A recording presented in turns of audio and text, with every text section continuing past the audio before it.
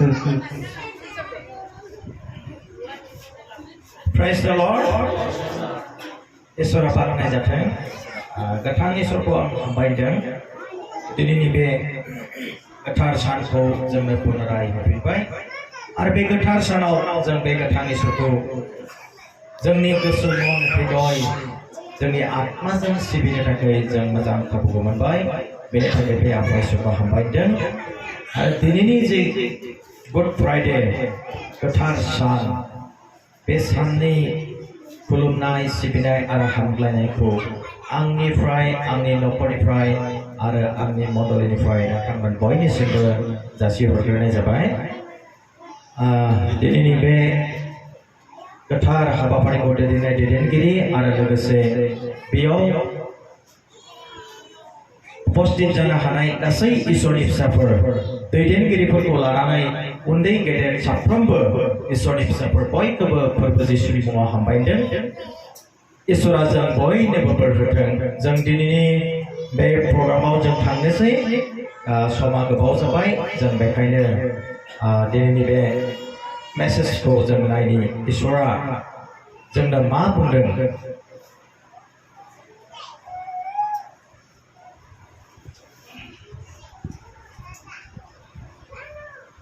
जों दिनै मिथिगौ जों बयबो दिनैनि सानाव जिसु ख्रीष्टआ जोंनि लागै बे बुहुमाव फैनानै गावनि जिउखौ कालभारि क्रुसाव बे बोलि होदोंमोन आरो बियो जोंनि पापनि लागै थैदोंमोन दिनै बे गोथार सान जि सानाव जोङो बासाय जानायखौ मोननो हादों दिनैनि बे गोथार सान दिनै जिसु ख्रीष्टआ मानि थाखाय बे संसाराव फैनानै थैफैनो गोनां जाखो जों किसुमान पइन्ट्सफोरखौ लानानै माखासे पइन्ट्सफोरखौ लानानै जोङो नायलांगोन आरो बेयाव गोबां इसोरनि बोसोनफोर थागोन बे बोसोनफोरखौ नोंथांमोना इच्छा खालामोब्ला गोसो जायोब्ला लिरनानै लानो हागोन आरो बेखौ आं शर्ट फोरिलांगोन नोंथांमोना बेखौ न'आव थांनानै नायनो हागोन एबा फोरिनो हागोन जों प्रथम नायनि इसोरनि बोसोननिफ्राय रोमिया 6:23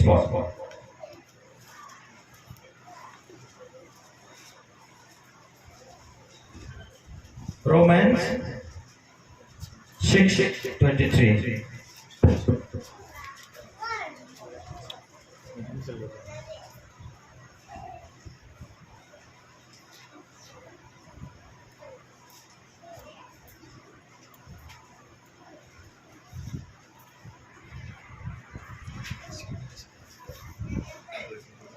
इसोरनि गाहाम बाथ्रा आं फोरबो जिसु ख्रीष्टनि मुङाव फैगोन एसामिसाव फैगोन आरो सासे बर' फैगोन कियनो पापर बेस मृत्यु किन्तु ঈশ্বরে দিয়া পর আমার প্রভু খ্রিস্ট যিশুর দ্বারাই অনন্ত জীবন বড় সাসে ফैगोन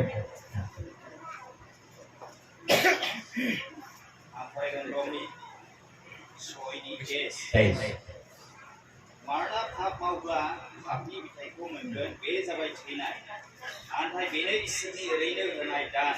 जोंनि फोरबो जिसु ख्रीष्टजों खौसे जानानै जोबनाय गैयै गोथांखौ मोननाय आमेन आं प्रार्थना खालामगोन बयबो स्वर्ग आरो बुहुमनि सोरजिगिरि अनख आफा इसोरखौ हामबायदों नोंखौ दिनैनि बे गोथार सान गोदान सृष्टि बे फुंबिलिजों जोङो पुनराय दान खालामबाय आं समायामोन प्रभु बेबायदि स्र'फोरखौ मोननो थाखाय नों अनख इसोर जानायखाय आरो जों नोंनि फिसा जानो हानायखाय प्रभु नों जोंखौ अनबाय आरो दिनैनि बे गोथार सानाव नोंखौ खुलुमनो सिबिनो बे मण्डलीनि नोंनि फिसाफोरजों गथायसे जानो नोंखौ बाख्नायनो सिबिनो थाखाय बेबायदि मोजां खाबु मोनबाय बे गासैनि थाखाय नोंखौ हामबाय आरो हामबायदों गमायनि आफा नों बाख्नाय जाथावना इसोर गासैनिफ्रायबो मान मर्यादा गौरव स्तुति प्रशंसा मोननायनि योग्य एकमात्र नोंसोर इसोर प्रभु धन्यवाद प्रभु नोंनि गोथारफ्रा बे समाव हामबायनायजों लोगोसे प्रभु जों नोंनि गोथार बोसोनखौ जों सोलोंनो फैदों आफा रोमनि 6:23 जा बोसोनखौ नों लिरबाय आफा जों जि पापखौ मावनानै दंमोन बेनि थाखाय थैथारनांगौमोन नाथाय नों अनख इसोर जानायखाय सुबुं माहारिखौ नों गावनि आखाइजों दाग्रा इसोर जानायखाय प्रभु नों जोंखौ अननानै नोंनि सासेल' फिसा हौवाखौ नों बुहुमाव हरनानै जोंनि पापनि लागै नों बेखौ बोलि होबाय आरो जोंखौ नों बासायबाय हामबाय नों बे गिदिर नोंनि अननायनि थाखाय दायो जों बे बोसोनखौ सोलोंनो थांगासिनो दङ बेखौ सोलोंनो थाखाय आफा नोंनि गोथार जिउमानि हेफाजाब जोंनो नांगौ नोंनि गियान नोंनि बुद्धिफोरखौ जोंनो नांगौ आफा जोंनि आफा जगतनि बे गियाना बेखौ मोनदांस'नो हाया बेखायनो नोंनि गियानजों जोंखौ आफा नों सुफुंदो फैदो आफा नोंनि गोथार जिउमाया जोंनि फोरोंगिरि जानानै जोंखौ फोरोंगोन बेयाव थानाय साफ्रोमबो नोंनि फिसाफोरखौ उन्दै गेदेर साफ्रोमनिबो जिउआव नोंनि आत्माया खोथा बुंगोन आरो प्रभु बिथांमोना नोंनि गियानफोरखौ नों होदो बे बोसोनफोरखौ जों केबल खोनासंनानै जों आफा ओरैनो थानाय बायदि नङा बेखौ जिउआव बाहायनो हानाय बायदि प्रभु नोंहा सुबुरुन नोंनि गोथार आखायाव गथायदों आफा साफ्रोमनिबो जिउआव नों खामानि मावदो आरो प्रभु नोंनि बे अजय्य दास प्रभु आं समायथारा बेयाव गसंनो थाखाय अब्लाबो नों बे गिदिर खाबुखौ होनायनि थाखाय नोंखौ हामबायदों बै आफा जों बयजोंबो लोगोसे थाफादों आं खालि बाथ्रा आंहा जेबो गियान बुद्धि गैया रोंगौथि गैया सोलोंथाइ गैया आफा आं नोंनियावसो भरसा खालामदों नोंनियावसो दिपेन्ड खालामदों बेखायनो आफा नों आंखौ दैदेनदो आंनि जिउ सोलेर आत्माखौ नों लानानै नों आफा दैदेन धन्यबाद प्रभु बे बोसोरनि गेजेरजों जा बोरखौ नों जोंनो होनो इच्ছা खालामबाय बे गासै बोरखौ नों अखा बायदि फैरि फैरि होगोन बेखौनो फोथायनानै आरो आसा खालामनानै बासायगिरि जिसु ख्रिस्ट'नि मुङाव आरज खालामो आमेन जों बेयाव मोननो हाबाय जोंखौ मा होननानै बुंदों जों मानसिफ्रा पापीमोन पापनि मोननाय बिथाया थैनाय होननानै बुंदों नाथाय इसोरनि ओरैनो होनाय दाना जोंनि फोरबो जिसु ख्रिस्ट'नियाव जोबनो गैयै गोथां बे जिसु ख्रिस्ट'नियावसो जोबनो गैयै गोथाङा दङ होननानै बुंदों जों मिथिगौ जोङो मैया मोनाबिलियावबो जों नायदोंमोन दे आदम हावानि गेजेरजों जि पापा फैदों बे पापखौ दिनै जोङो गावनो जों सुस्रांनो हाया जों गावबा गाव बेखौ बोखारनानै लानो हाया जों गावबा गाव बेखौ जोंनिफ्राय गोजान खालामनो हाया बेनि थाखाय जोंनो मोनसे गोथार थै नांगौ होननानै बुंदों नोंथांमोना बेबायदि खालामनो मोनदोंना मोनाखै आं मिथिया आं खालामबोनो मोनदों आरोना गोदोआव जों जेब्ला जिसुखौ मोनाखैमोन अब्ला जों बेबायदि बोलि होयोमोन जेरै अल्ड टेस्टामेन्टआव जेरैबायदि गोदोआव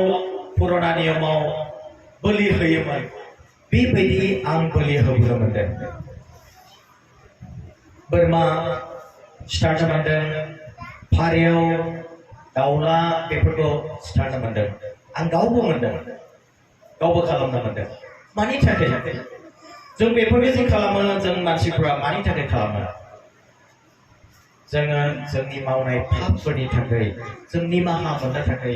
जों मानसिफ्रा बेखौ मावो आरो गोदोआव जों बाइबेलाव नायोब्ला जायफोरा बेखौ मावदों बा मावबोदों बे गोरोन्थि नङा होननानै आं सानो नोंथांमोना मा बिबेचना खालामा आं मिथिया दे जायफोरा दायो बेखौ मावबाय थादों बिथांमोना गोरोन्थि नङा खारन बाइबेलानो बेखौ फोरोंखादों ना बाइबेलानो फोरोंबोदों जोंनो दे जिखौ बोलि होब्ला पाप निमाहा मोनो जिखौ बोलि होब्ला इसोरा निमाहा होयोमोन बाइबेलानो फोरोंबोदों बेखौ खिन्थु बे पुराना नियम बेखौ गोदान खालामनो थाखाय जिसु ख्रिस्ट'आ दिनै बे जगताव फैदों बे पुराना नियमफोरखौ एसे सोलाय सोल' खालामनानै मोनसे गोदान रादाय खालामनो थाखाय जिसु ख्रिस्ट'आ फैदों दिनै बेखौसो बिथांमोना मिथियाखै बिथांमोना बे बासायजानाय परित्राण आत्मानि बासायजानायखौ बिथांमोना मोननो हायाखै बेनि थाखाय दिनै बिथांमोना बेबायदि आन्दायनानै दङ बावैसो सिगाङाव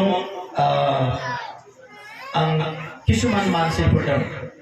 शेयार खालामदोंमोन आरोना जोंनि ख्रिस्टियानानो आरो जायफोरा जिसुखौ मोनाखै बिथांमोननोबो आं बे बाथ्राखौ शेयार खालामदोंमोन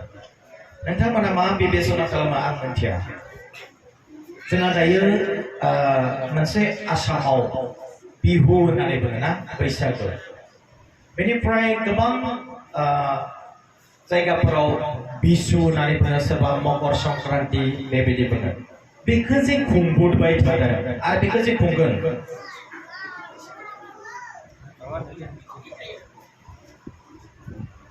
बेखौ जे खुंदों आरो खुंबोबाय थादों बे माबायदि बेलाय नोंथांमोना बेखौ मोनदांदों ना मोनदाङाखै आं मिथिया आं मोनदांबाय बाइबेलाव दङ बे बैसागु जिथु 14 तारिखआव जिथु बैसागु खुंनाय बे बाइबेलाव दङ जेब्ला मिसर हादोरनिफ्राय इजराइलफोरखौ इसोरा बरनना लाबोना मुसिखौ सायख'बायमोन जि दिना हराव मिसर हादोराव गासै प्रथम जन्म जानायफोरखौ इसोरा बुथारनो थाखाय सिथारनो थाखाय थांखि लादोंमोन बे दिना मा बुंदोंमोन इसोरा इजराइलनि मानसिफोरखौ बुंदोंमोन मासे बोरमा मेन्दाफोर बा बोरमा फान्थाफोर लानानै जाजोबनो हानाय बायदि नोंसोरो बेबायदि ला आरो बेखौ सिथारनानै दराव थैखौ फोननानै दोन आरो बे बेदरखौ नोंसोरो बे हरावनो जाजोब आरो बे बेदरखौ नोंसोरो गोखा जिनिसजों जा होननानै बुंदोंमोन गोखा जिनिसजों जा बाइबेलाव दङ ओंखारलांनायाव दङ बे गासैबो ओंखारलांनायाव दङ आरो बे दिना मामोन जों नायनो दे बे दिना मा थारिखमोन प्रथम मास आरो 14 दिन होननानै बुंदों बेयाव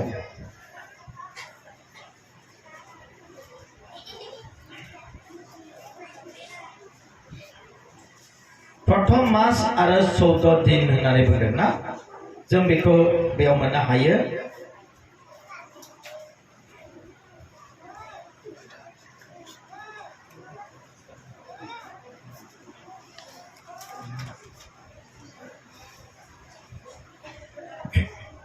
ओंखारलांनायनि जोङो बेखौ नायब्ला मोननो हागोन 12 अध्याय 5 पदनिफ्राय नायनो जों एक पदनिफ्राय फरिब्ला साबसिन जायो खिन्थु जों बे तारिखखौसो नायगोन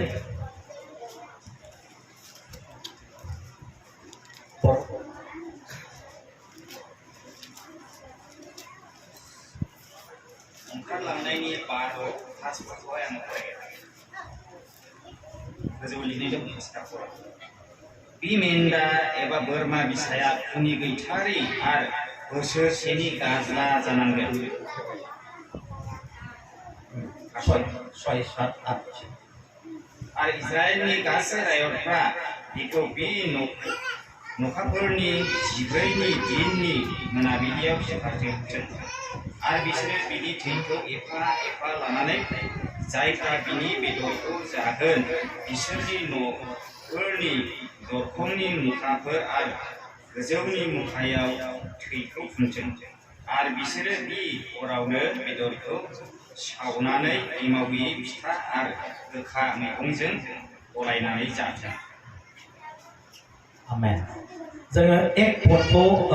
2 पद एसे फरायनो हागोन 2 पदखौ बे नखाफोरा नोंसोरनि लागै बोसोरनि सिगांनि हाबजेननाय नखाफोर जागोन आमेन प्रथम मास ना সকলো মাহৰ আদি होननानै बुंदों जागायजेननाय थारमाने जोंनि असमिया केलेन्डार बायदिब्ला बैसागोआ प्रथम मास जायो आरो जों बेयाव मोननो हाबाय 14 तारिख बा 14 दिन होननानै बुंदों 14 तारिखआव जोंहा बैसागोखौ खुङो ना आरो बेयाव जोंहा जायफोर गुबुन फोथायारिफोर बे बेदरखौ बिसोरो गोखा बुस्थुजों गोखा जिनिस बिलाइफोरजों बिसोर जायो दा बेफोरबायदि नियम निति बेफोर जाबाय बाइबेलनि मानिनानै फैखानाय बे नियम खिन्थु बिथांमोना बेखौ बाइबेलजों सोमोन्दो दं होननानै बेखौ मिथियाखै जों जायफोरा दिनै इसोरखौ मिथिबाय जों बयबो बेखौ मिथिना मोनो आरो बे बैसागु खुंनाय प्रथम मास 14 तारिखआव बेखौ बेबायदि खालामनांगौ बे बाइबेलनिफ्रायनो फैखाजोबनाय आरो जों जिफोरखौ बोलि होयोमोन बे बोलि होनायाबो बाइबेलनिफ्राय फैखाजोबनाय गासै बाइबेलनिफ्राय फैनाय दा बेखाय जों मिथियाखैमोन खिन्थु बेबायदि बासायजानायखौ मोनगोन आरो बे बासायजानायखौ सोर होगोन बेखौ जों मोनथियाखैमोन खिन्थु जों बोलि होदोंमोन जोंनि पापनिफ्राय निमाहा मोननो थाखाय बा जोंनि न'खरा बोसोरसे मानि मावनाय पाप बे पापखौ निमाहा मोननो थाखाय बेबायदि बोलिफोरखौ जों होयोमोन खिन्थु गासैबो बेबायदि बोलि होबाय थानाय आरो बयबो बेबायदि बोलि होनानै पाप निमाहा मोनबाय थानायखौ इसोरा इच्छा खालामाखिसै इसोरा इच्छा खालामाखिसै जों मैया मोनाबिलियाव मोनदोंमोन जि बिथाइखौ इसोरा जानाङा होननानै बुंदोंमोन बेखौ जानायनि गेजेरजों आदम हावानिफ्राय बे पापा जोलैनिफ्राय जोलै फिरिनिफ्राय फिरि जोंनिसिम बे पापा सफैदों आरो बे पापनिफ्राय जोङो निमाहा मोननो हानाय खुनु राहा गैयामोन आरो जोंखौ गोदान रदायाव बेखौ फैनानै बुंबाय बे मेन्दा फिसा बा बोरमा फान्थानि थैया जोंनि पापखौ निमाहा होनो हाया इब्रियाव बुंदों बेखायनो जों नायनि जोङो माबायदि फैखौ बे पापा प्रथमाव जों रमिया 5:12 पदआव नायब्ला मोननो हायो बेबायदि दे मा होननानै बुंदों सासे मानसिनि द्वारा बे पापा जेरैबायदि फैबाय आरो बेबायदिनो सासे मानसिनि द्वारानो बे पापखौ जों निमाहा मोननो हायो मा होनना बुंदों एथिके जेनेকৈ এজন মানুহৰ দ্বাৰাই পাপ আৰু পাপৰ দ্বাৰাই মৃত্যু জগতত সোমাল আৰু সকলোৱে পাপ কৰাত সেই মৃত্যু সকলো মানুহলৈকে ব্যাপি গ'ল बे पापा गासै मानसिनि माने फिरिनिफ्राय फिरिसिम बियो साग्लोबलांबाय होननानै बुंदों साग्लोबलांबायनो बे पापा जाय पापखौ सासे मानसिनिफ्राय फैदोंमोन आदम हावानिफ्राय बे मानसिनिफ्राय फैनाय बे गासै माने बे थैनाय आरो पापा बुहुमनि मानसिफोरनियाव साग्लोबजोब्बाय होननानै बुंदों जों बेखौ उदाहरन नायब्ला माबायदि नुनो हायो माबायदि फैनो हागौ बिलाय ना माबायदि फैनो हागौ बे पापा जोंनियाव जोंथ' बेबायदि पाप मावाखै जों बेबायदि खालामाखै सिखाव खावाखै जों मानसि सिथाराखै गाज्रि खामानि मावाखै जोंनियाव बोरै जानो हागौ खिन्थु दाबिदा बुंदों मा होनना बुंदों दाबिदा बुंदों गीतफोरनि 51 5 नाय आङो पापावनो जोनोम जाबाय आंनि बिमाया आंखौ पापावनो जोनोम होबाय होननानै बुंदों दाबिदा बेबायदि बुंदों जों जिथु बिमा बिफानिफ्राय जोनोम जाबाय जों पापावनो जोनोम जादों आरो बेबायदिनो फिरिनिफ्राय बे पापा फैबाय थादों आदम हावाया पाप मावनायनि थाखाय बिसोरनि पापा जोंनि उन जोलैयाव फैगासिनो दङ जों बेनि उदाहरणखौ नायब्ला मोननो हायो खान्थाल बेगर ना खान्थाल बेगराव मा थायो मोनसे आथा थायो जों बेखौ दानना नायब्ला नुयो ना बेखौ जों जेब्ला हायाव फबनानै दोनो अब्ला बेनिफ्राय दंफां रज'बो आरो बे दंफाङा देरनानै फिथाइ थायोब्ला बेयाव आरोबाव बेगर ओंखारो ना बेखौ जों जेब्ला दानना नायो बेयाव बे आथाया ओंखारा नामा ओंखारफिनो ना जेसेबां बेखौ गायबाय थाबा बे जोलैनिफ्राय जोलै फिरिनिफ्राय फिरि बियो आथाया ओंखारबाय थागोन बेबायदि जोंनि पापाबो बेबायदि फैबाय थायो फिरिनिफ्राय बियो जोंनियाव फैगासिनो थायो बेखाय मा होननानै बुंदों जोंखौ रमिया जोंखौ 3:23 बे बुंदों गासैबो पाप मावबाय होननानै बुंदों गासैबो पाप मावबाय आरो इसोरनिफ्राय गोजान जालांबाय होननानै बुंदों 3:23 बे बाथ्राखौ बुंदों কিয়নো একো প্ৰভেদ নাই কাৰণ সকলোৱে পাপ কৰিলে আৰু ঈশ্বৰৰ মহিমাৰ পৰা বঞ্চিত হৈছে ঈশ্বৰী মহিমাनिफ्राय बियो गोजान जालांबाय होननानै बुंदों जेब्ला आदम हावाया एडेन बागानाव दंमोन इसोरा सानफ्रोमबो फैनानै बिसोरखौ बिसारलायोमोन आदम मा खालामदों आदम माबायदि दङ मोजाङै दंना गैया मोनजादों ना मोनजायाखै जादों ना जायाखै एभ्रिथिं माने इसोरा आदम हावाखौ जोथोन लायोमोन बिसार खालामोमोन बियो बिसोरखौ सोङोमोन माबायदि मायबाफोर खस्थ' मोनदों नामा बे जोथोन लायो खिन्थु जेब्ला बिसोर पाप मावबाय बे पाप मावनायाव बे इसोरनि अननायनिफ्राय मानसिफ्रा गोजान जालांबाय दिनै बे गोजान जानाय जितु इसोरनिफ्राय गोजान जालांबाय बे गोजान जानायखौ आरोबाव इसोरजों लोगोसे खालामनो थाखाय इसोरा जिसु ख्रिस्टखौ बे बुहुमाव हरबाय आरो बे बुहुमाव फैनाय बेनि खारनानो जाबाय जों बयखौबो बियो इसोरजों जि इसोरनिफ्राय गोजान जानाय बेखौ इसोरजों गथायसे खालामनो थाखाय बे थांखिजोंसो बे बुहुमाव फैदों जोङो बाइबेलाव बुंदों पाप मावथारि बेबायदि धोरोमिया मानसि सासेबो गैया होननानै बुंदों बाइबेला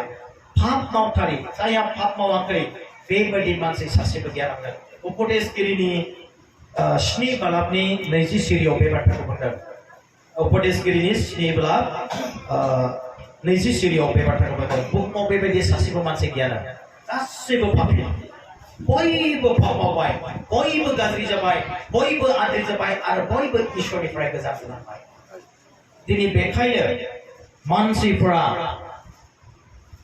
बेखायनो मानसिफोरा गाज्रिखौसो सोलोंग्रोयो जों जेब्ला सासे उन्दै गथ'खौ जों नायो जेब्ला जोनोम जाजेनो बे उन्दैया बे मिनिग्रोयो ना गाबग्रोयो बेना प्रथम बिनि खामानियानो गाबनायसो बे मिनिग्रोआ फैनानैनो हा मिनिया बियो ना गाबोसो बियो प्रथम आरो एसे उन्दैफोरखौ जेब्ला 6 माससो जागोन अब्ला बेखौ नाय 6 माससो जानायनि उनाव बियो नखरनि मानसिफोरखौ सिनायनाय जायो ना गुबुन मानसिफोरा लाब्ला बियो बेखौ गाबो आरो बेजों थाङा खुद्रियो बेफोरबायदि केवल गाज्रिखौ सोलोङो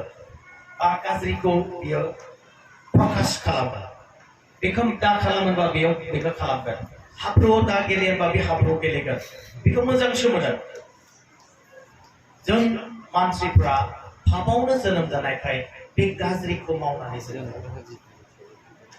बेखौनो दिनै जिसु ख्रिस्टआ जोंखौ बासायनो थाखाय बे बुहुमाव फैदों आरो दिनैनि दिनाव बियो कालभारि क्रसआव गावनि जिउखौ बलि होदों जों नायोब्ला नुनो मोनगोन जे जिसु ख्रिस्टखौ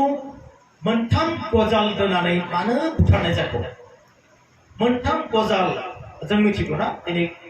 9टा बाजिनिफ्राय बेलासिनि 3टा बाजिसिम 6 घन्टा बियो क्रसआव आलायनानै दोनजादों आरो बाखि मानसिफोरा हयथ' एसेबां गोबाव थाया बे समाव जायफोरखौ क्रसआव होयो बिसोरो 6 घन्टा गाहाम बेबायदि थाया बायदि मोनो आरोना दा बेखायनो जिसु ख्रिस्टखौ जों नायहरनि बे कालभारि क्रसआव जेब्ला बेखौ दोनस्थाबनाय जादोंमोन मोनथाम गजाल बेखौ दोननाय जादोंमोन आरो मोनसे अयहबाव जं सुदोंमोन बेबायदि खर'आव सुनि थुफि गानहोदोंमोन मानि थाखाय जिसु ख्रिस्टआ बेनि थाखाय बेबायदि गजाल दोजानो गोनां जादों बियो बेबायदिबो बुथार जानो हागौमोन बेखौ फासि होनानैबो बुथारनो हागौमोन बेखौ तरवालजों गोदोना दानस'नानैबो बुथारनो हायोमोन एबा बेखौ बुयैबो बुख्लिनानै बेखौ बुथारनो हायोमोन खिन्थु मानो बुथाराखिसै बाइबेला बुंदों जे बिनि बेगें थरसेबो बायनाय नङा होननानै बुंदों बिनि बेगेंआ थरसेबो बायनाय नङा बेनि थाखाय आरो बेखौ बेबायदि बुथारनाय जागोन होनना बुंदों बेगें थरसेबो बायनाय नङा बेबायदि बुथारनाय जागोन दिनै बे जिसु ख्रिस्टआ गावनि आखायाव आथिङाव गजल दोजादों अहेबाव जंजों सुजादों खर'आव सुनि थुफि गानदों बियो जोंनि गासै मावनाय पापफोर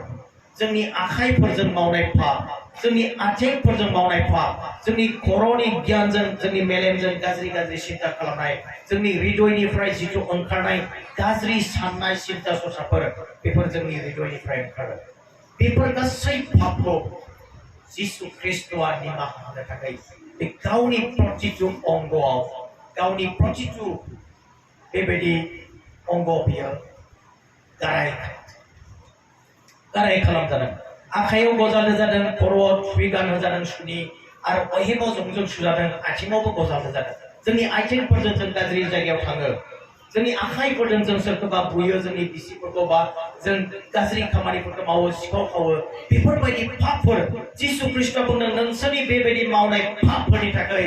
आं दुखु सैदों आं नोंसोरखौ अनो आंनि आखाइ आथिंफोराव गोजालदो जादों आंनि खर'आव सुनि थुफि गानदों आंनि अहेबाव जंजों सुजादों आं नोंसोरखौ अनो आरो बेफोरनिफ्राय बोहैनाय जि थै बे थैजों जों निमाहा मोननो हायो जोंनि पापफोरनिफ्राय जों बेखौ निमाहा मोननो हायो जोंखौ बाइबेलाव बुंदों आं एसे आवगायाव बुंनानै थांबाय दे जोङो गावबा गावनि पापफोरखौ जों गाव सुनानै लानो हाया जों बेखौ बोखारनानै जों लानो हाया जों गावबा गाव सुनानै लानो हाया जों बेखौ नायब्ला मोननो हायो जेरेमियानि 13:23 जों बेखौ मोननो हायो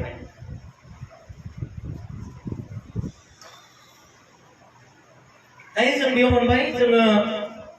जितु जों मावनाय पाप जोंनि पापफोरनि थाखाय जों मावनाय पापफोरनि थाखाय जोङो थैनांगौ जोंखौ प्रथम आदि पुस्तक जागायजेननायावनो बेखौ जोंनो आज्ञा होखादोंमोन जागायजेननायनि 2 बालाक 17 सिरियाव बे बाथ्राखौ बुंखादोंमोन जों फरायनोसै मा बुंदों बेयाव जागायजेननाय 2 बालाक 17 सिरि কিন্তু ভাল বেয়া জ্ঞান দেউতা বৃক্ষৰ ফল হলে নেখাবা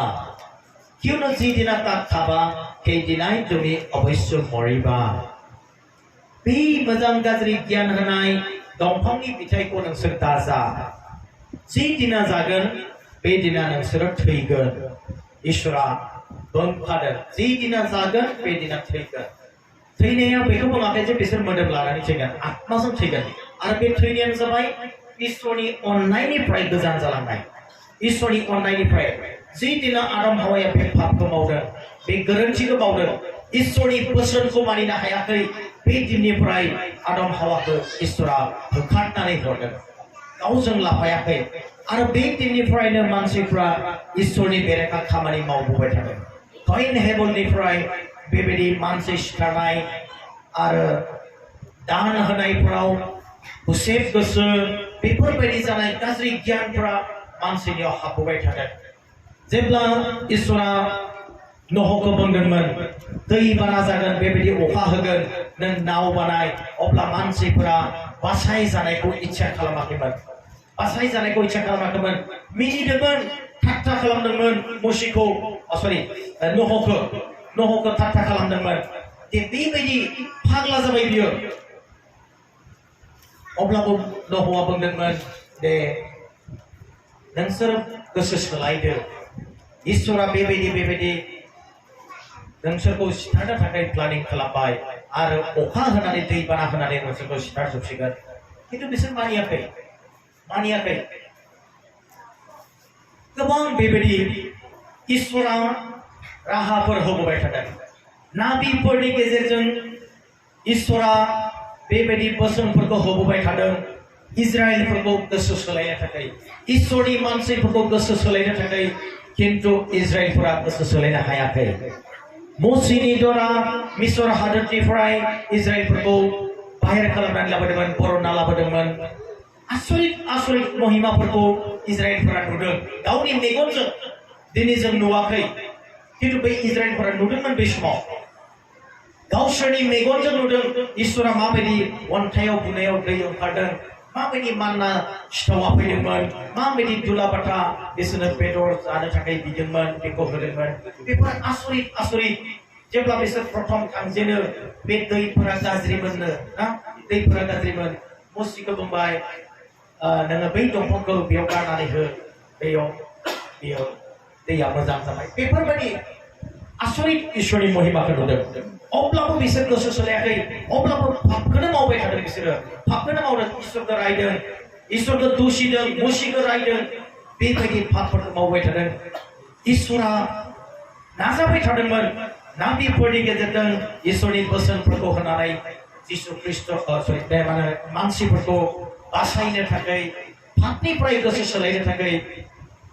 इच्छा खालामदोंमोन इसोरा किन्तु मानसिफ्रा इसोरनि बे बोसोनखौ मानिनो हायाखिसै मानो मानिनो हायाखै जागायजेननायावनो मानिनो हायाखिसै आदम हावानि दिननिफ्रायनो इसोरनि बोसोनखौ मानियाखै सैताननि बुंनाय बोसोनखौसो मानिनानै सोलिबोदों आरो पापाव गोग्लैबोदों इसोरा गोबां नाजाबाय गोबां नाबिफोर नाजाबाय एसेबां नाबि दङमोन जोंहा बाइबेलाव एसेबां नाबिफोर दङमोन बे नाबिफोरनि गेजेरजों इसोरा गावनि महिमाफोरखौ दिन्थिदों आरो इजराइलफोरखौ गोसो सोलायनो थाखाय बेबायदि राहाफोरखौ होदों नाथाय इजराइलफोरा गोसो सोलायाखै गाज्रिनिफ्राय गाज्रिखौसो बिसोर मावबाय थादों नंखायखौ मावदों जिनाहारि खालामदों मानसि सिथारदों बेबायदि गाज्रिफोरखौ मावदों इसोरनि बेरेखाखौसो मावनानै बिसोर मोजां मोनबाय थादों बेनि थाखाय इसोरा मानसिखौ बासायनो थाखाय जेबो राहा नुहुराखिसै बियो सिगाङावनो बे प्रि प्लान खालामनानै दोनखादों बे जिसु ख्रिस्ट'आ जे बे बुहुमाव फैनांगोन बेखौ इसोरा प्रि प्लान खालामनानै दोनखादोंमोन जों बेखौ मोननो हायो बाइबेलाव जों बेखौ मोनलांबाय थागोन दिनै जों जि पाप मावबाय जों आदम हावानिफ्राय जि पापा फैदों बे पापनिफ्राय जोङो बासायजानो थाखाय जोंखौ मा बुंदों थै फसरनांगोन इब्रि 9:22 बेखौ बुंदों तेज उलिवा নহলে पाप मोसन নহয় थै फसरनाय जायाब्ला पापनि निमाहा मोननो हाया बा पापखौ सुस्रांजानो हानाय नङा होननानै बुंदों जोंनो थै नांथारगोन बे थैखौ नांथारगोन जि थैया गोथार जि थैया पवित्र बेखौ जोंनो नांगोन आरो बे थैजोंसो आं प्रथमावनो बुंबाय जे बेबायदि जोङो बोरमा सिथारदोंमोन आरो बे बोरमाया हयथ' बे पवित्र नङा आरो बेसेबां जोंलाय बोरमा बायबाय थादों गरिबफोरा निखावरिफोरा जायफोरा थाखा फैसा गैया बिसोर माबायदि बोरमा सिथारनो हादों माबायदि बिसोरो गुबुन गुबुन बलिफोरखौ होनो हादों धोनिफोराथ' बेबायदिनो पाप मावनानै गाज्रि मावनानै फैनानै बोरमा सिथारबानो बिसोर पापनि मावगोन बेबायदि आरो गोदोआव बेबायदि जादोंमोन बेखायनो इसोरा बेखौ इच्छा खालामाखिसै बे गावनि सासेल' फिसाखौ बोलि होनो थाखाय बे प्लानिं खालामनानै दोनखाबाय बेनि थाखाय दिनै जोंनि थाखाय मा होनना बुंदों जिसु ख्रिस्ट'आ बे बुहुमाव फैनो गोनां जादों आरो बे दिनैनि सानाव कालबारि क्रुसाव बियो जिउ बावनो गोनां जादों आरो बेखौ कालबारि क्रुसाव मोननै काट बेयाव बेखौ दोंस्थाबनानै बुथारनाय जादों आरो बिनि थैनायनि खारन मानि थाखाय बियो थैदों जों बेखौ नायगोन बिनि जिथु थैफैनाय कालबारि क्रुसाव जिथु थैफैनाय बे जाबाय जोंनि पापनि थाखाय आरो जोंखौ बुंबाय पापनि निमाहा मोननोबा थै फसरथारनांगोन पापनि निमाहा मोननोबा थै फसरथारनांगोन आरो थैया पवित्र जानांगोन होननानै बुंदों जों बेखौ मोननो हायो इब्रिनि 10:4 जों मोननो हायो मा होनना बुंदों मेन्दा फिसाफोर बा बोरमा फान्थानि थैया बेखौ क्षमता गैया होननानै बुंदों बेहा क्षमता गैया एसामिस बाइबेलाव खायध्य होननानै बुंदों माने बोखारनो हानाय आरोना बोखारनो हानाय बोलोगोरा जानांगोन बेबायदि नङा होननानै बुंदों आरो जोङो थोनहरजानाय बेनि 4:12 मोननो हायो पृथिबियाव रावबो बेबायदि मानसि गैयानो बेबायदि मुं गैया जायहा जोङो परित्राण होनो हायो जायहा बासायजानायखौ होनो हायो बेखायनो जोङो दिनै नायनो गोनां बाथ्राया बेनो जे मा होनना बुंदों जोङो जोंनि पापफोरनिफ्राय जोङो सख' जानो हानाय जों बिनिफ्राय निमाहा मोननो हानाय जोंहा खुनु राहा गैया खुनु उपाय गैया जोंहा बेनि थाखाय इसोरा जोंनो मोनसे उपाय हरदों आरो बे उपाया जाबाय जिसु ख्रिस्ट जाय जिसु ख्रिस्ट'आ बुहुमाव फैनानै बे दिनैनि सानाव बियो कालबारि क्रुसाव बियो जिउ होदोंमोन आरो बे जिउ होनाया जाबाय नोंथांनि आंनि जि पाप संसाराव दङ बे पापनि थाखाय आरो बे पापा माबायदि बेसेबां गिथावना बेसेबां गिलिर जों बेखौ बेलासिनि सेसनाव जों नायगोन जों दायो नायनि जिसु ख्रीष्ट जे बे बुहुमाव फैदोंमोन आरो फैनो गोनां बेखौ नाबिफोरा बुंनानै दोनखादोंमोन नाबिफोरा बुंनानै दोनदोंमोन जों नायनि बे मोनफा मोनफा फरिलांगोन जिसुया 53:8 जिसुयानि 53नि 8 सिरि बै समाव बुंखादोंमोन जे बेखौ होननानै बुंदों जेव होनना बुंदों बै मानसिखौ जिबित बिलाकर देखर परा बिसेट परा हल बै मानसिखौ गोथाङै थानाय मानसिफोरनिफ्राय बोखारनाय जाबाय होननानै बुंदों बोखारनाय जाबाय 53:8 आइजें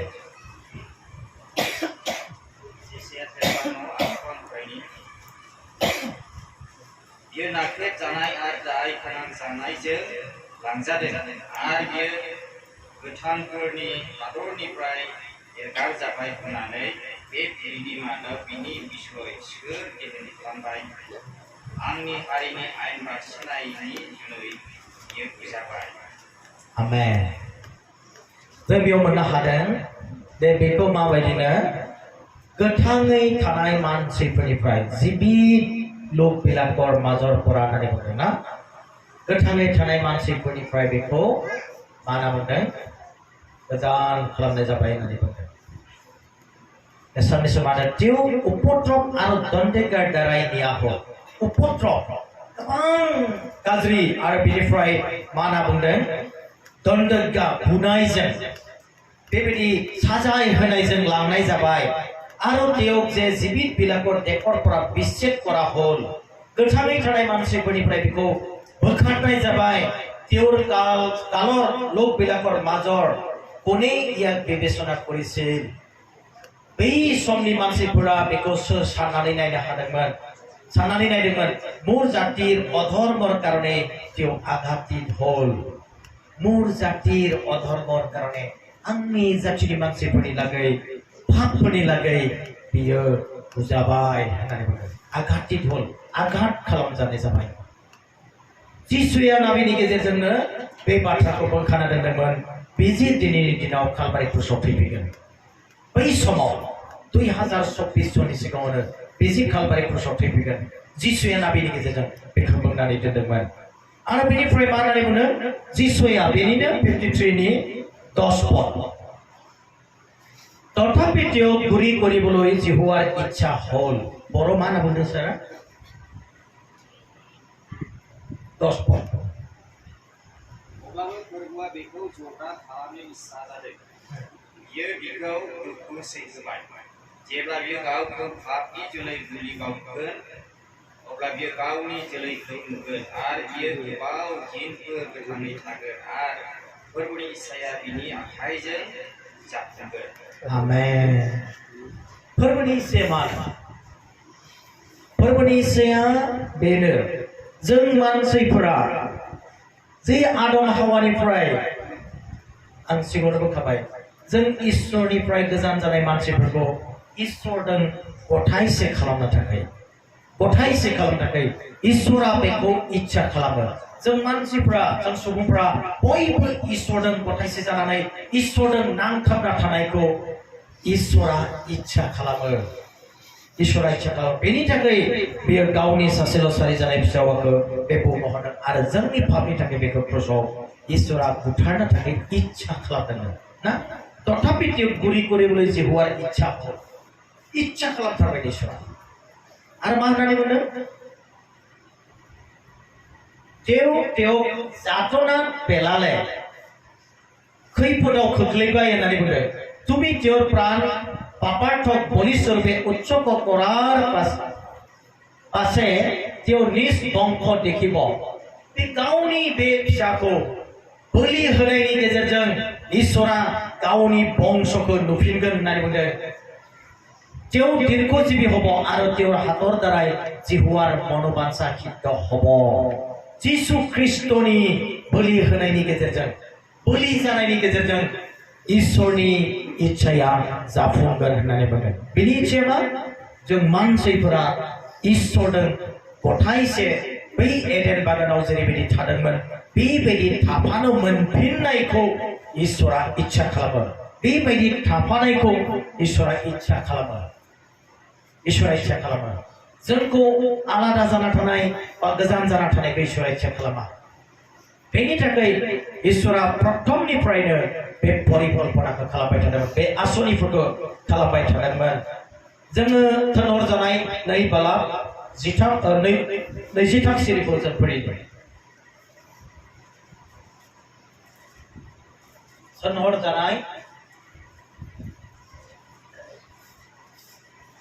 2 बालाब 23 सिरि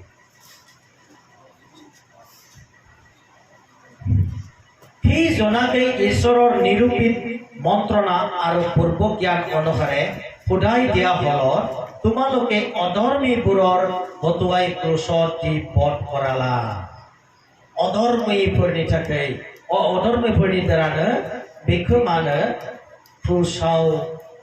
बुथारनाय जाबाय होननानै बुङो अधर्मीयाफोरजों बेखौ क्रुसाव बुथारनाय जाबाय होननानै बुङो जायफोरा बुथारदों बिसोर बेखौ मिथियाखैमोन बिदि सासे मसीह बिदि जगताव थानाय बुहुमाव थानाय मानसि माहारिनि बासायगिरि बेखौ बुथारग्रा बे मानसिफोरा बेखौ मिथियाखैमोन दायो जों नायनि बिनि थैनायनि थांखिया मा बे जिथु थैफैबाय जगताव ना बिनि थैनायनि थांखिया मा रोमिया 5:11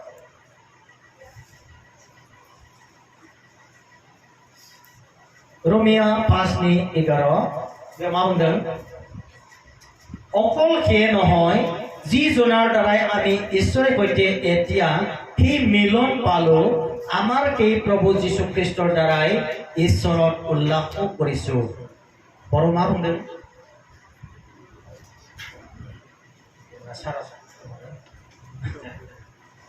रोमनि 5:11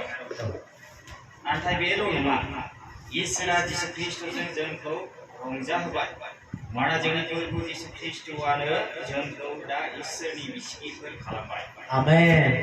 इसोरनि बिसिगिफोर खालामबाय ना बुंदों पुनर मिलन आरोबाव गथायसे जानो हानाय जों बेखौ मोननो हाबाय जीशु ख्रीष्टनि द्वारा जीशु ख्रीष्टनि थैनायनि द्वारा आरो बेखाय मा होनना बुंदों সেই প্ৰভু যীশু খ্ৰীষ্টৰ দ্বাৰাই ঈশ্বৰত উল্লাস কৰিছো जों रंजादों जीशु ख्रीष्टनि थैनाय जीशु ख्रीष्टआ बे बुहुमाव फैनायाव जुदि जों रंजानो हायाखैब्ला जों इसोरनि बिसिगि जानो हायाखै बाइबेलाव बुंनाय बायदि बिनि जों फिसा जाफिननो हायाखै बिजों जों गोरोबफानो हायाखै जुदि जों जिसुखौ मोनबायब्ला जोङो बे इसोरनि फिसा जाफिननो हाबाय आरो बेजों जों लोगोसे थाफानो मोनगोन आरो इसोरा बेखौनो इच्छा खालामदों आरो जीशु ख्रीष्टनि बे बुहुमाव थैफैनायनि मेन कारनानो बेनो जों इसोरनिफ्राय गोजान जानानै थांनाय सुबुं माहारिखौ इसोरजों गथायसे खालामफिननाय बेनो थांखि जीशु ख्रीष्टनि बे बुहुमाव फैनानै कालभारि क्रसआव थैनायनि नेक्स्ट पॉइंट जोङो गांसेनि जहान 2:2 जों नायनि 2:2 गांसेनि जहान 2:2 আৰু তেৱেই আমাৰ পাপৰ প্ৰায়শ্চিত কেৱল আমাৰেই নহয় গোটেই জগতৰ 2 নম্বৰ পইণ্ট যাবাই প্ৰায়শ্চিত মানে বৰমান হ'ব দিটো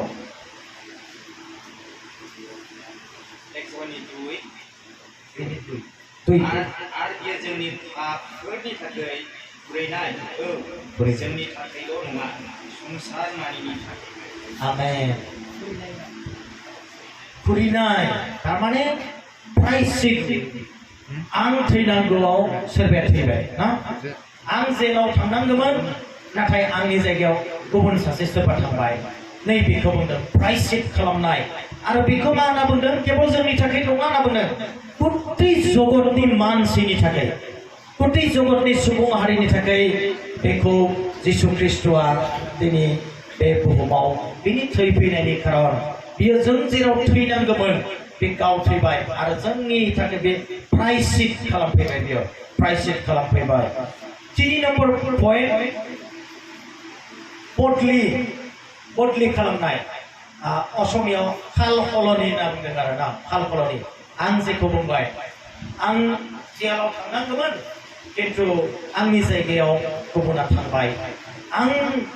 आंनि पापनि थाखाय जों बयबो जोंनि पापनि थाखाय जों थैनांगौमोन नाथायब्ला जिसु ख्रीष्टआसो थैफैबाय जिसु ख्रीष्टआसो थैफैबाय जहननि 10:11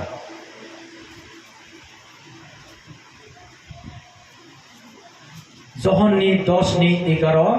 बेयाव बेबायदि बुंदों মই मेरर हस रखियाय मेरर निमित्ते निजर प्राणको दिए आंनो मेन्दा लावखारा नंगौ मेन्दा लावखारा आरो मेन्दा लावखारा गावनि मेन्दानि थाखाय गावनि जिउखौबो होयो होननानै बुंदों खलनि खालामदों बदलि खालामदों जों थैनांगौआव जिसु ख्रीष्टआ थैफैबाय आरो जों मेन्दा जानायखाय बे मेन्दा गुमग्रा लावखार जानायखाय आरो जोंनि थाखाय बे गावनि मेन्दाफोरनि थाखाय गावनि जिउखौ बियो बलि होबाय जों बेखौ मोननो हादों बेनिफ्राय 4 नम्बर पइन्टआव जादों मुक्ति उद्धार खालामनाय गांसेनि पितर 1:18-19 पदआव जों बेखौ मोननो हायो ख्रीष्टनि बेसेन गोसा थैजोंसो जोङो मानो गनो हाबाय बेनि सिगाङाव एसे माबा मोनसे लिरनाय दङ बाइबेलाव जों नायनि गांसेनि पितर 1:18-19 আৰু আমি তেওঁৰ লগত পবিত্ৰ পৰ্বতত থাকোঁতে স্বৰ্গৰ পৰা অহা সেই বাণী নিজে শুনিলোঁ আৰু আমি ভাৱবাদীসকলৰ বাক্যৰ আগতকৈ দৃঢ় হৈ থকা পাইছোঁ দিন নহয় মানে আৰু তোমালোকৰ হৃদয়ত প্ৰভাতীয় তৰা উদয় নহয় মানে আন্ধাৰময় ঠাইত পোহৰ দিয়া প্ৰদীপৰ সদৃশ সেই বাক্যলৈ যে তোমালোকে মন দিছা ভাল কৰিছা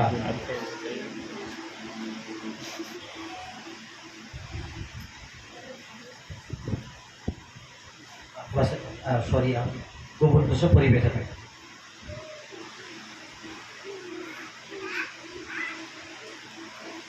18-19 बेयाव তোমালোকে জানা যে তোমালোকৰ পূৰ্বপুৰুষৰ পৰা চলি অহা অখাৰ আচাৰ ব্যৱহাৰৰ পৰা তোমালোক কোন ৰোগ আৰু ক্ষয়নীয় বস্তুৰ দ্বাৰাই যে মুক্ত হলা এনে নহয় নিৰ্গুণী আৰু নিষ্কলংক মেৰ পোৱালী স্বৰূপ খ্ৰীষ্টৰ বহুমূল্য তেজৰ দ্বাৰাহে মুক্ত হলা जोंनि बेसेन गोसा सना रुफाफोरजों बेसेन गोसा बेसादफोरजों जोङो बेबायदि मुक्त जाबाय बे नङा होननानै बुंदों जिसु ख्रीष्टनि थैजोंसो जोङो मुक्त जाबाय आरो जोंनि 5 नम्बर बे पइन्टआ जाबाय जोङो मुक्त जानाय जोङो बबेबा माना बुंदों बान्दनाव खाजानानै दोनदोंमोन बबेबा बान्दनाव खाजानानै दोनदोंमोन आरो बे खानायनिफ्राय जोङो मुक्त जानो हाबाय बे बाथ्राखौ बुंदों जोंनि बे खाजानायनि बान्दनानो जाबाय पापनि बान्दन जों पापाव खाजानानै दोनदोंमोन पापाव गोग्लैनानै दङमोन किन्तु जिसु ख्रीष्टनि कालभारि क्रसआव थै फसर होनाय बे थैजों जोङो मुक्ति मोनबाय जों मुक्त जानो हाबाय बेनिफ्राय नेक्स्ट पइन्टआव जोङो फरिखाबाय बेखौ मिलन खालामनाय जिसु ख्रीष्टआ जोंखौ इसोरजों मोनसे खालामफिननाय गथायसे खालामफिननाय आरो बे गथायसे खालामगोन नालाय मानो खालामगोन नोंथांमोना मिथिगौ ना मानो खालामगोन जोंखौ जे गथायसे खालामगोन होननानै बुंदों इसोरा मानो खालामगोन जोंखौ जोंहा सोरगोआव जोंखौ इसोरा लांनो थाखाय जोंखौ इसोरजों गथायसे खालामनो थाखाय गावनि फिसाखौ जिसु ख्रीष्टखौ बुहुमाव हरबाय आरो बेखौ कालभारि क्रसआव बोलि होबाय इसोरा सिथारबाय बेखौ कष्ट होबाय जातना होबाय मानि कारणे जों बयबो बिनि थैनायजों बासाय जानायखौ मोना जों बै सोरगोआव जेन सहैयो बिनि थाखाय इसोरा जिसु ख्रीष्टखौ गावनि फिसाखौ बोलि होदों बियो जोंनि सोरगोआव सहैनायनि थांखि इसोरा बेखौ इच्छा खालामो इसोरा बेखौ इच्छा खालामो आरो बेजों लोगोसे थानायखौ बियो इच्छा खालामो बेनि थाखाय बियो गावनि फिसाखौनो जोंनि पापनि थाखाय जोंखौ सख'नो थाखाय उद्धार खालामनो थाखाय बियो गावनि फिसाखौ बलि होदों जों दायो 4 नम्बर पइन्टआव नायनि बिनि थैनाया माबायदिमोन जों सोलोंबाय थादों जिसु ख्रीष्टखौ कालभारि क्रुसाव बुथारनाय जादों होननानै बिनि थैनाया माबायदिमोन बेखौ क्रुसाव आलायनानै गजाल दोननानै खर'आव सुनि टफि अहेबाव जंजों सुनानै बेखौ बुथारनाय जादोंमोन जों बे शास्त्रफोरखौ बे बोसोनफोरखौ फरायबाय थाया आं बुंलांगोन मथिनि माथाइनि 27:35 सोरबाया लिरदोंबा लिरना लानो हागोन माथाइनि 27:35 मार्कुस 15:24 मार्कुस 15:24 लुकासनि 23:33 लुकास 23:33 जन 3:18 बे बाथ्राया दङ बेनिफ्राय गणना पुस्तक होननानै बुंदों बिसान बिजाब जागोन नामा बर'आव बिसान बिजाबनि 21:8 बै समाव मसीनि द्वारा जेब्ला इजराइलफोरखौ बिस गोनां जिबौआ अरदोंमोन बै समावनो जिसु ख्रीष्ट जे कालभारि क्रुसाव थैफैगोन बै बाथ्राखौ बे समावनो निसान होनानै दोनदोंमोन मोनसे बिदि कालभारि क्रुसाव थैफैगोन निसान मोनसे बेबायदि खुन्थियाव जिबौ आलायनानै दोनदोंमोन मसीनि द्वारा इसोरा बेखौ होदोंमोन इसोरा बुंदोंमोन जायफोरा बे जिबौखौ नायगोन बे मानसिया बासाय जानायखौ मोनगोन जिबौनि अरनायनिफ्राय आरो जायफोरा नायनाय नङा बे सोलेर हिसाबै आरो आत्मा हिसाबै थैगोन होननानै बुंदोंमोन आरो बेबायदिनो गोबां मानसिफोरा बे जिबौखौ नायनो हायाखै नायाखै अहंकारजों नायाखै आरो बे मानसिफोरा थैदों जों बेखौ बे बिसान बिजाबाव मोननो हायो जायफोरा नायदों बिसोरो बिसनिफ्राय बारग'नो हादों आरो बिसोरो सोखा जादों आरो बासाय जादों बिसोरो अनजाग्रा इसोरनि फिसाफोर दिनै जिसु ख्रीष्टआबो बुंदों जायहा आंनि क्रुसखौ नायनानै सोलिगोन आंनि क्रुसखौ बारनानै आंनि उन फैगोन बेयो आंनि सेला जागोन होननानै बुंदों जों हादोंना हायाखै जिसु ख्रीष्टनि बे क्रुसखौ बारनानै बिनि उन फैगोन जों नाजादोंना नाजायाखै जिसु ख्रीष्टनि बे क्रुसखौ बारनानै बिनि उन थांदों दा जों मैया हराव सावरायनाय बायदि जों केवल ख्रिस्टियानल' जानानै दं जों बे क्रुसखौ बारनानै थांनांगोन जिसुनि क्रुस बारना बिनि उन थांनांगोन जों अब्लासो जों बिनि सेला जानो हागोन बिनि थैनाय जि माबायदि बियो थैदोंमोन जों बे बोसोनफोराव जों मोननो हागोन 1 नम्बर पइन्टआव जों नायनि बिनि थैनायनि बिथाया मा बे जि कालभारि क्रुसाव थैबाय बे थैनायनि बिथाया मा जों बेखौ नायनि प्रथम तिमथियाव जोङो 4:10 पदखौ नायनि बेनिफ्राय जों फोजोबगोन गांसेनि तिमथि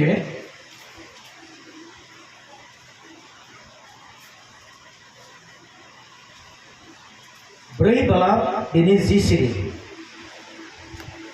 কিয়নো এই আখৈৰে আমি পৰিশ্ৰম কৰো আৰু প্ৰাণপণ কৰো কাৰণ যে ঈশ্বৰ সকলো মানুহৰ বিশেষকৈ বিশ্বাস কৰাবিলাকৰ ত্ৰাণকৰ্তা হয় আমি সেই জীৱনময় ঈশ্বৰত ভৰসা কৰিলো जों बै জীৱনमय ঈশ্বৰ जाय इसोरा जोंनो जीवन होनो हायो जों बिनियाव भरसा खालामबाय भरसा खालामबाय जों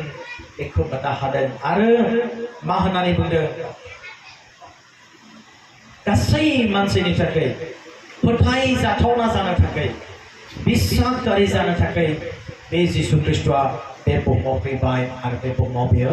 जिउ होफैबाय बिनि थैनायजों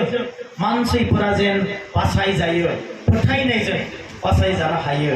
बिनि थैनायनि खारना बेनो बिनि थैनायजों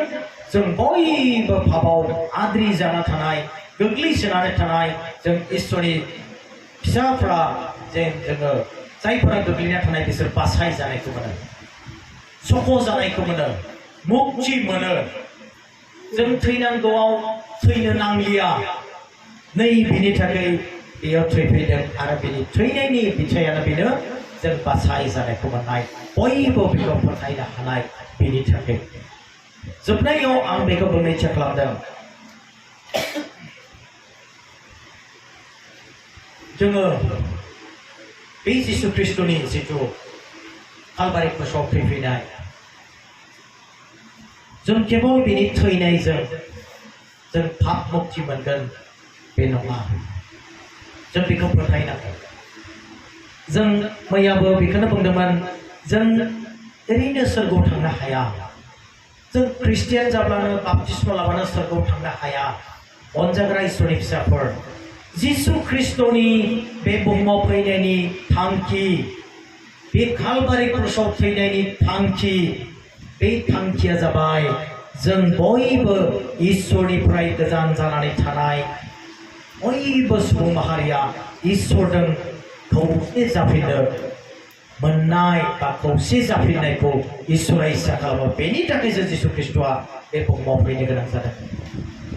जों जेब्ला जिसु ख्रिस्ट'खौ जों गावनि खुगाजों फोथायगोन बे बासायगिरि आरो बे जोंनि पापनि थाखाय कालभारि क्रसआव थैबाय बेखौ जों जेब्ला जोंनि खुगाजों जों स्वीकार खालामगोन अब्ला जोङो बे बासाय जानायखौ जों मोननो हायो परित्राणखौ जों मोननो हायो बेनिफ्राय जेब्ला जों बेखौ जोंनि हृदय जोंनि अन्तरजों फोथायगोन जे जिसु ख्रिस्ट'आ जोंनि पापनि थाखाय कालभारि क्रसआव थैनानै मांखराव दोनजाबाय आरो सानथामनि दिना बे सिखांफिनबाय आरो बेयाव 40 साननि उनाव सोरगोआव थांफिनबाय बे बाथ्राखौ जेब्ला जोङो जोंनि अन्तरजों जों फोथायगोन आरो जों बै जिसुखौ नाजावगोन अब्ला जोङो बै इसोरनि धोरोमियाखौ जों मोननो हायो जेब्लासिम बै इसोरनि धोरोमियाखौ जिसु ख्रिस्ट'नि गेजेरजों जिसु ख्रिस्ट'नि जुगेदि जों मोना अनजाग्रा इसोरनि फिसाफोर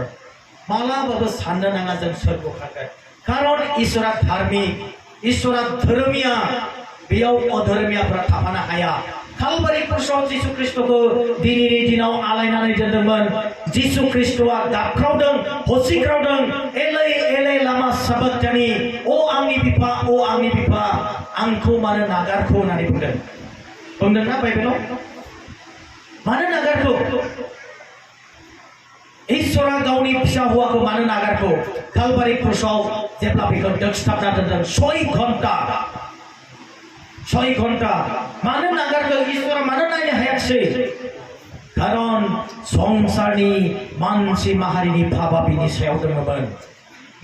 दङमोन आरो बे पापनि थाखाय इसोरा गावनि फिसाखौ नायनो हायाखै बियो गुबुनथिं नायख्लेंना थानो गोनां जादों बेखायनो जिसुआ बुंदों अ आंनि बिफा आंखौ मानो नागारखो जों जुदि बे धोरोमियाखौ मोननो हायाब्ला जिसु ख्रिस्ट'नि गेजेरजों जों मा आसा दं जों इसोरजों थाफायनो हागोन जाय इसोरा गावनि फिसाखौ जोंनो बे धोरोमियाखौ होनो थाखाय बे बुहुमाव गावनि फिसाखौ बोलि होबाय जों बे धोरोमियाखौ मोनाब्ला जों बे धोरोमियाखौ नाजावाब्ला बे जिसु ख्रिस्ट'नि गेजेरजों जों बोरै बेजों थाफायनो हागोन जों दिनै जोंनि आसामनि चिफ मिनिस्टार बा भारतनि प्रधानमन्त्री बेजों जों लोगोसे जाफानो थाखाय जों मा जानांगोन बिनि लेभेलाव थांनांगोन ना बिनि लेभेलाव थांनांगोन सानफ्रोमबो बेजों बिनि खाथि थानांगोन बा बिनि जिफोर गुन दङ नेचार दङ जों बेखौ मिथिनांगोन आरो बेबायदि जों सोलिनांगोन बे मा मोजां मोनो माखौ खालामब्ला बे गोजोनो बेफोरबायदि जों मावनांगोन आरो बिनि लेभेलाव सहैनो हाब्ला जों बिदि थाफानो मोनगोन थिग बेबायदि जिसु ख्रिस्ट'नि गेजेरजों होनाय इसोरनि धोरोमिया बे धोरोमियाखौ जों जेब्ला मोनगोन अब्लासो जों बे इसोरजों लोगोसे थाफानो हागोन अनजाग्रा इसोरनि फिसाफोर जों दिनै इसोरखौ जिसु ख्रिस्ट'खौ मोननाया मिथिनाया गोबां बोसोर जाबाय नाथायब्ला जों दिनैसिम बे इसोरनि धोरोमियाखौ जों मोनदोंना मोनाखै दिनै बे मेसेजनि उनाव बे सेसननि उनाव आं थैनानै थाङोब्ला जों थैनानै थाङोब्ला जों थारैनो बे सोरगो रायजोखौ मोनगोन ना मोना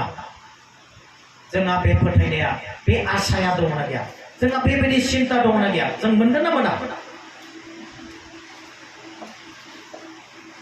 जों बाप्तिस्म लादोंब्लाबो जों मोननो हानाय नङा जुदि जों बे धोरोमियाखौ मोनाखैब्ला आं मैयाबो बुंदों जों जुदि बे धोरोमियाखौ जिसु ख्रिस्टखौ अन्तरजों जों सिनायबायब्ला जों बाप्तिस्म लायाब्लाबो जों सोरगोआव थांनो हागोन ना हाया कनफिउज जादों ना हागोन ना हाया नोंथांमोननि बायदिब्ला हागोन ना हाया हानाय नङा बाप्तिस्म लायाब्ला मानो हाया जानो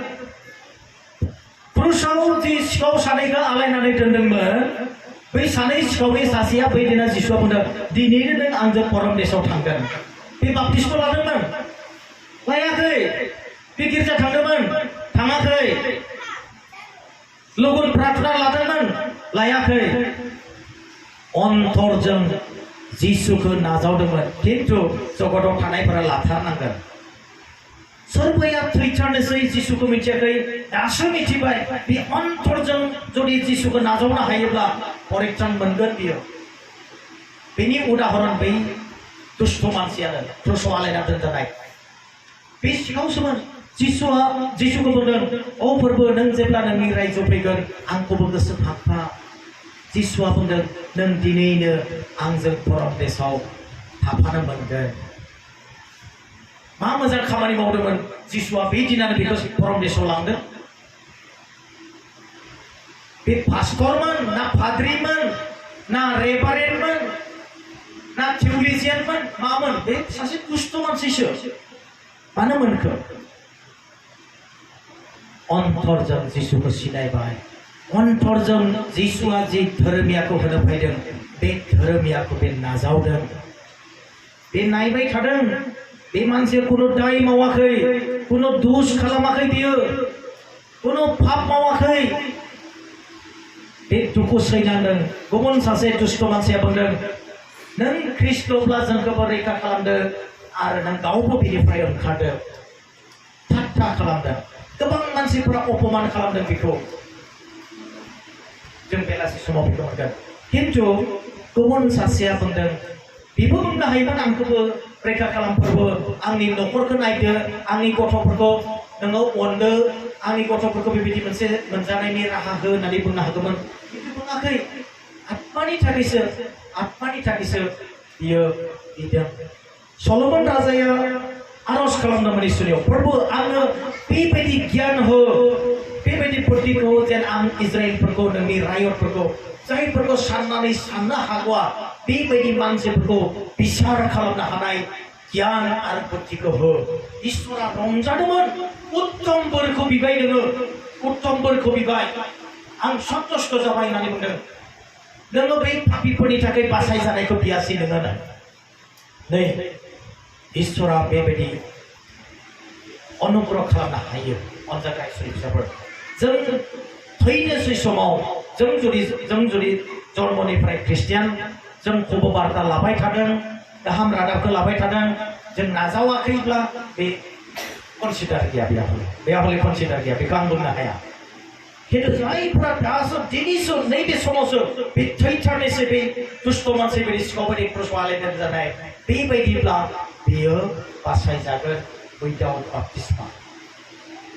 बाइबेला बुंदों आं बुङाखै कारण बै दुष्ट मानसिया बे दिनानो जिसुजों परम देशआव थांगोन बेखाय अनजाग्रा इसोरनि फिसाफोर जिसु ख्रिस्टनि बे बुहुमाव फैनाय जि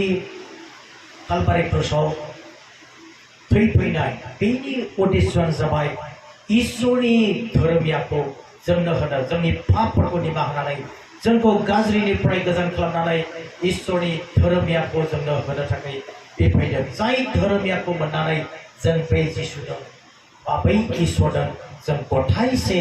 सानफ्रोमबो थाफानो मोनगोन बे थांखिजोंसो जिसु ख्रिस्टआ बे बुहुमाव फैनानै कालभारि क्रुसाव गावनि जिउखौ बावदों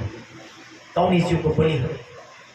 आरो इसोरनि प्रि प्लान इसोरा प्लानिं खालामनानै बेखौ होखादोंमोन आरो बेबायदिनो जिसुआ थैफैदों बेनि थाखायबो गोब्राब जादोंमोन जिसुनि थाखायबो गोब्राब जादोंमोन मानसि जानायखाय मोदोम लानानै फैनायखाय गोब्राब जादोंमोन बेखायनो जों मैया हराव नायदोंमोन ना हायोब्ला बे खुरिखौ आंनिफ्राय गोजान खालामनो हायो होननानै ना बेनि थाखायबो गोब्राब जादोंमोन मानसि जानायखाय जोंथ' आरो बहा दोङो ना अनजाग्रा इसोरनि फिसाफोर बिथांमोना दिनै जिसु ख्रिस्ट'नि बे बुहुमाव फैनानै थैफैनाय खारनफोरखौ मिथिबाय बेनि थैनायनि खारन मानो फैदोंमोन बेखौ मिथिबाय जों दिनैनिफ्राय जों बे धोरोमियाखौ नाजावनो जोङो नाजानोसै जों बेखौ नाजावथारनांगोन बेखौ मोनथारनांगोन बे धोरोमियाखौ मोनाब्ला जों बे सोरगोआव थांनो मोना मोननाय नङा जि थांखिजों इसोरा फैदों जिसु ख्रिस्ट'आ फैदों बे थांखियाव जों सहैनो हानाय नङा इसोरनि जिथु इच्छा बे जाफुंनाय नङा बेखायनो अनजाग्रा इसोरनि फिसाफोर बे मण्डलीनि बयबो गिदिरनिफ्राय उन्दैसिम इसोरनि फिसाफोर बै जों इसोरनि बे थांखिखौ जाफुंहोनो जों नाजानि जिसु ख्रिस्ट'आ जेखौ होबाय बेखौ जों नाजावनानै बिनि होनाय बोसोन बायदि जों मानिना सोलिनानै जों धोरोमिया जिउ खुंनानै जों बे इसोरजों जों थाफाहैनो मोननाय बायदि जों दानिफ्राय जोबनायसिम जों बयबो थामथिम जानानै थानि बेलासि समाव जों नायगोन कालबारि क्रुसाव थानायाव जेब्ला कालबारि क्रुसाव दोनदोंमोन बे समाव मोनबा जाथाय जादोंमोन जों बेखौ बाइबेलाव नुनो मोनो आरो बे मोनबा जाथायनि सोमोन्दै जोङो नायगोन इसोरा जों बयनोबो बोर होथों आं बेसेखौ बुंनानै दोनथ'नाय जाबाय हामबायसै